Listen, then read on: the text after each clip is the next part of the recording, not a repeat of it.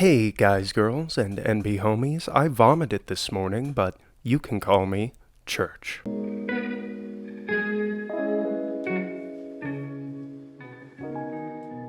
Welcome to Church on Monday, the show where I talk at you about shit I like, and this week I like cosmic horror and the Cthulhu mythos. I, however, do not really like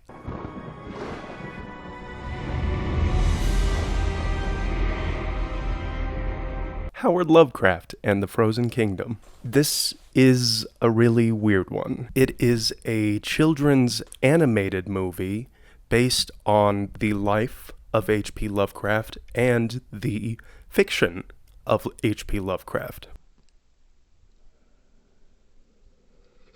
Now, I'll get into the plot breakdown because it's very strange. We start out with young Howard going to visit his father, Winfield Lovecraft, in the asylum.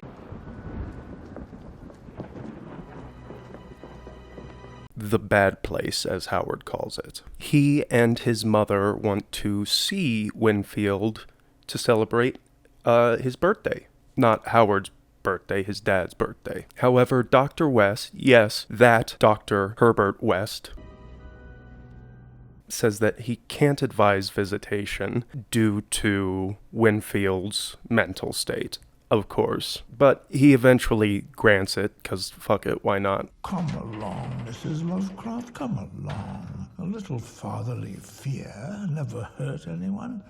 I hear a lot of writers are made that way, in fact. And when Howard and his mother do meet up with Winfield with his disgusting fingernails, he begins ranting at Howard about how he can't trust the symbols and how Winfield's made a mistake and blah blah blah. Howard, son, listen!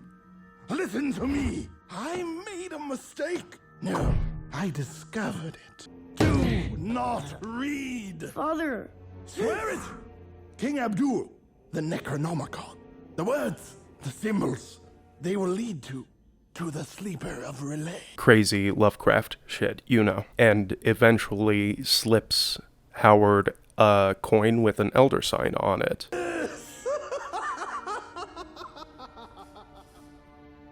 As the guard pulls Howard away from him and out of the asylum. Of course. I guess I'll say that a lot this time. I'm just in a mood like that today. But they're back at home at the Lovecraft estate, I guess. His mom is talking about how fucking weird he is and how all the other kids are creeped out by him. Mary, your son is so fucking strange. I know, Mom. The other children throw rocks at him, and most days I get the urge to just pick up a pebble and lob it between those dead black eyes of his. Mom? And young Howard overhears this, of course. So he can't sleep that night, and he asks his mom to read him a bedtime story or tell him a story. And she's like, I'm a fucking idiot, I don't know any stories. Could you tell me a story? I'm not very good at telling stories. Here, take this. And she grabs his dad's Eldritch journal off the shelf and hands it to Lovecraft and is like, read this until you go to sleep, you dumb brat. Which is a great idea, of course, because no madness-inducing journals in the Lovecraft mythos are actually dangerous portals to unknowable horror and monsters. So we instantly understand this was a mistake because Lovecraft's dad is talking about how sexually aroused he is by Cthulhu and his tentacles. Beings bent on tearing behind, yet they caressed my senses in an inexplicably sensuous fashion. It is all true. He had a look you could call fear, but it was something deeper. A crack at the core of him that leaked him, for his horror only drove me on, making me long for the place even more. Suddenly emboldened, I drew my pistol on the old boy. Nerfergo, Ranazen, Flugen. And in reading the sex cries of Cthulhu, Howard summons a portal.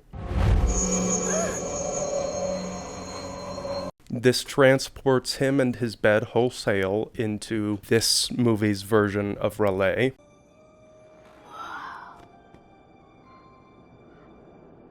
which is the titular Frozen Kingdom, and you come to understand pretty quickly that this is playing very fast and loose with the lore of the Cthulhu mythos. And I'm not entirely sure if that's a problem with the movie or with me. We'll talk about that in the end. Also, it's very inconsistent. We see at the end that his bed is still in his room. That's a nitpick, but honestly, this whole movie is fucking inconsistencies. So he's transported to this frozen valley where he sees this starspawn creature that starts to chase him, and eventually there's this funny scene where Howard, this little Tim Burton horrific skinny black-eyed child, tells Cthulhu himself to stand down. Wheezy, stand down. Bad scene. But this creature does start chasing Howard, of course, and he eventually falls off a cliff because he has a broken wing or some stupid shit. And Howard, this stick child, helps this massive monster up the cliff. Ew. Paul! Hold on.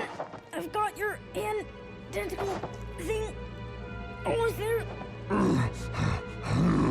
Yet they caressed my senses in an inexplicably sensuous fashion. And so the monster dedicates his life to Howard, calling him Master Howard, and Howard renames this eldritch abomination Spot. I'm gonna call you Spot. Spot. Very cute. I love it. So while this is happening, we see a little minion creature, very obviously designed to be cute, and Imagination, is that, what's that terrible studio? I don't know. It's obviously a Minion ripoff.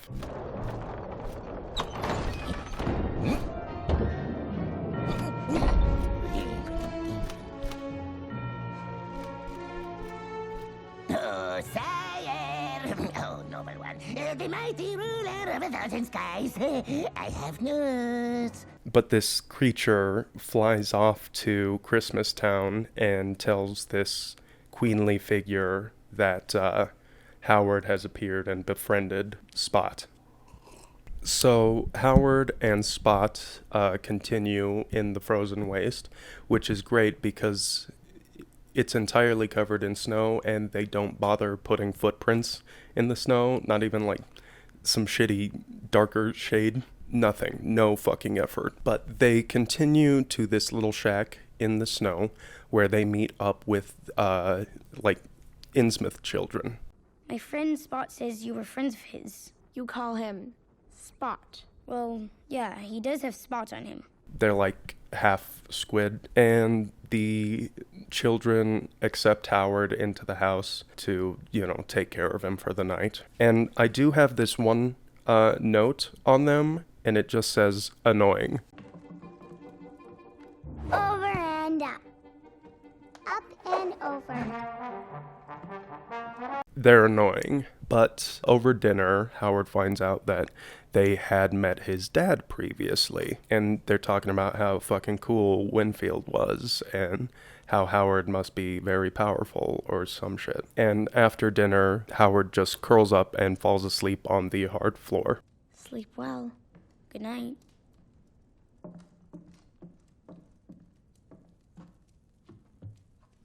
As you do, where he has another dream. Oh, right. He keeps having these dreams of like a big door and a castle and Cthulhu grabbing him before he can reach a book.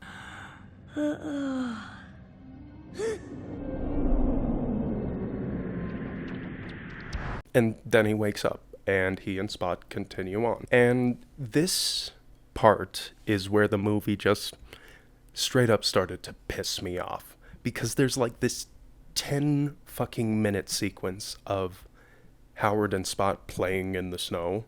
They're making snowmen.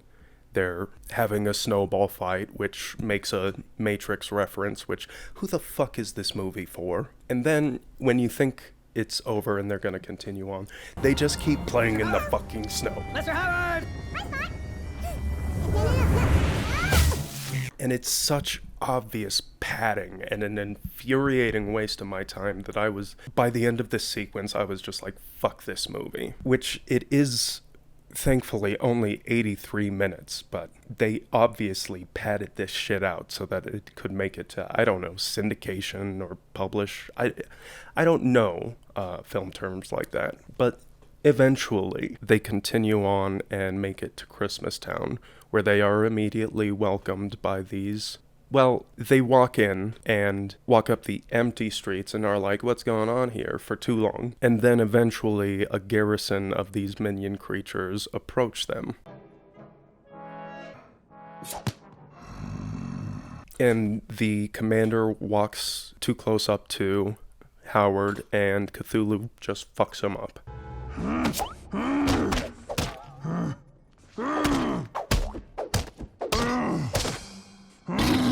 But eventually they get the jump on Howard, knock him out. No! This cannot be good. Howard! And he and Spot wake up over a boiling cauldron of stew. They, of course, escape and fuck up the remaining minions. And then this creepy guy walks up and is like, Algid? Hold up. Algid Bunk? Algid Bunk summons you and is very sorry for this misunderstanding.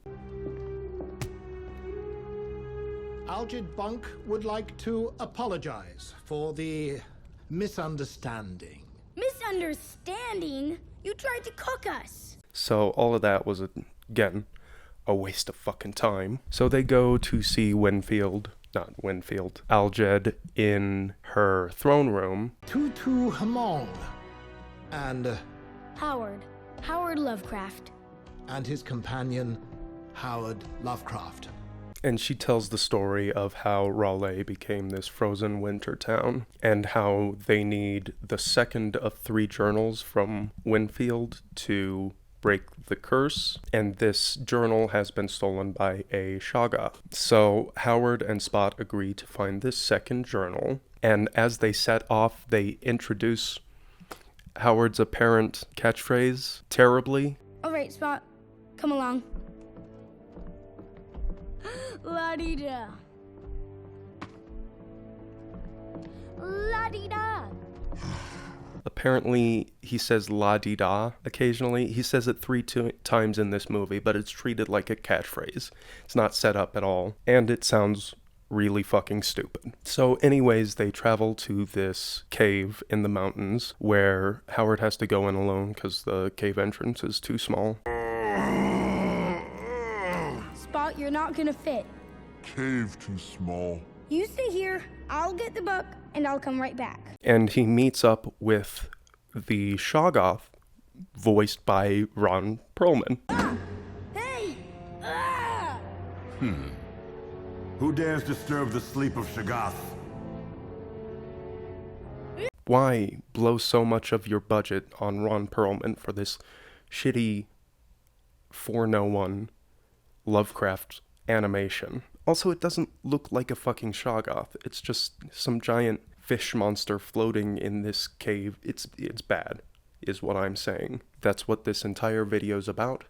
It's bad. But the Ron Perlman Shoggoth reveals the twist that Spot is actually Cthulhu.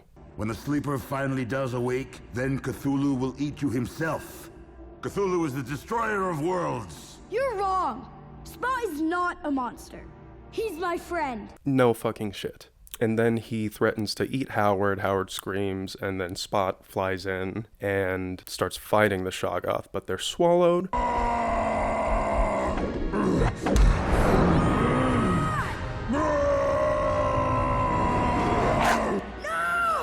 Spot, no! And the Elder Sign falls out of Howard's pocket, and then the Shoggoth just fucking explodes. Enough of this. I have delayed long enough. You are no one, Howard Lovecraft, and you have nothing. Nothing in this world to save you. Ah! The Elder Sign. No! Okay. So, they get the journal, and they go back to Algid. Am I dreaming? Can it really be? No more suffering, my subjects! We are finally free! And surprise, surprise, Algy Bunk, what a fucking name, betrays them. I am the poet that warned them. I am king. I am Abdul al-Hazred! It turns out that she is secretly Abdul al-Hazred, who intends to use the spellbook, which is actually Winfield's recreation of the Necronomicon, to take control over Cthulhu and destroy Raleigh, and also open all the portals to all the dimensions. Why, I guess he's wanting to rule or something? Unclear, of course. But the Innsmouth children burst in and start the most poorly paced fight scene ever created.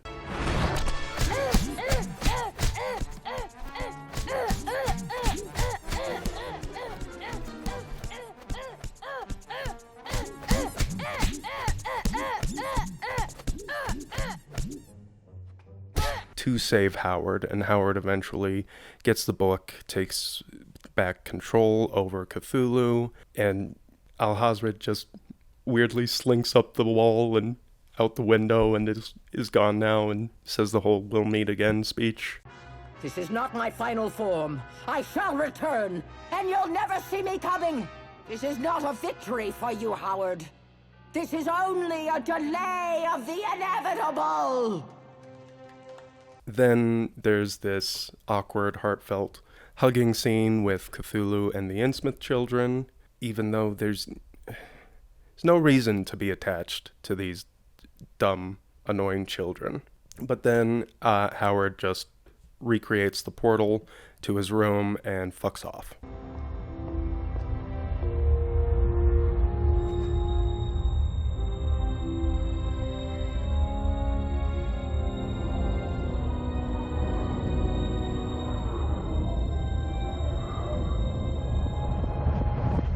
So then he and his mom go back to the asylum so that Howard can give the second journal to Winfield, which, Dr. West, where's your fucking security? You're really just gonna let this child give an unchecked book to his father in an asylum? Obviously there's some fucking file or something in there. You did it! You did it, my boy! You caressed my senses in an inexplicably sensuous fashion. But no, he just gives him back the journal, and Winfield's like, "Oh, Howard, you solved my problems. You done did it. Great job." And then, of course, there's like this, I'll go back and find all my friends again, and we'll have a sequel kind of ending. And I will go back to Raleigh. For there, the dark elements of strength, solitude, grotesqueness, and ignorance combine to form the perfection of the hideous. Then the credits roll, and we get a mid-credits scene. Just for like 2 minutes of these minion creatures snowboarding, which doesn't make sense in the story because they unfroze Raleigh, I think.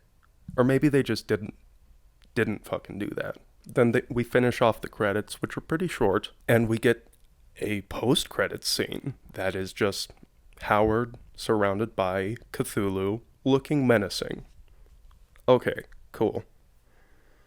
But in the credits, I found out that this is actually based on a graphic novel, and they show like panels from the graphic novel, and it actually looks pretty good. It looks very different than this bad 3D animation style that they went with. This cutesy Tim Burton-esque but lazier style that they have in this movie. Like, there's actually some interpretation of cosmic horror in these pages that they show. So I might check out the graphic novel, but probably not, because this movie was a very bad seller of the concept of young Lovecraft actually going into these places that he talks about in his fiction and interacting with creatures that he talks about there. Because let's get back to it. I don't know who this movie is for. Obviously, it's not just for children because it has all these nouns and these concepts that they won't really understand or get existential horror from. Now, I could understand if they handled these concepts better in a way that would expose them to children, but it's so inaccurate to the source material that I can't see any parents who are fans of Lovecraft who want to get their children into this type of horror in a more subdued way would purchase this. I don't get it, but the truth is I don't really get kids horror anyway. Like, call me a fucking idiot, but I never got The Nightmare Before Christmas. Like, kids animated horror just never worked for me. I grew up watching, like, actual horror movies, so, like, this Scary Godmother, that kind of shit never did anything for me. It wasn't fun enough, and it wasn't scary enough, so. And I have not watched Coraline. I know I ought to, and I'm sure I will get comments that if I don't get kids horror, I should watch that one. I doubt that's going to change my opinion on Howard Lovecraft and the Frozen Kingdom. And I did look this up. Apparently they did make a sequel to this movie, but I was so infuriated by this one and so disconnected from the characters that I'm just going to say the second one sucks dick too. I'm just going to assume that and move on with my life. I am not going to be doing a part 2 on this series unless this one gets a lot of views, which is a pretty low threshold for my channel. So, share this out if you want to see me torture myself with a part 2 of this. But anyways, I'm going to give this a 1 out of 10 because it's horrible, lazy animation, inaccurate to the source material, just a bad idea, and poorly executed, of course. So there is my in-depth analysis and review of Howard Lovecraft and the Frozen Kingdom. Goodbye until next time, and guys, have a fantastic week. As always, love ya. Bye.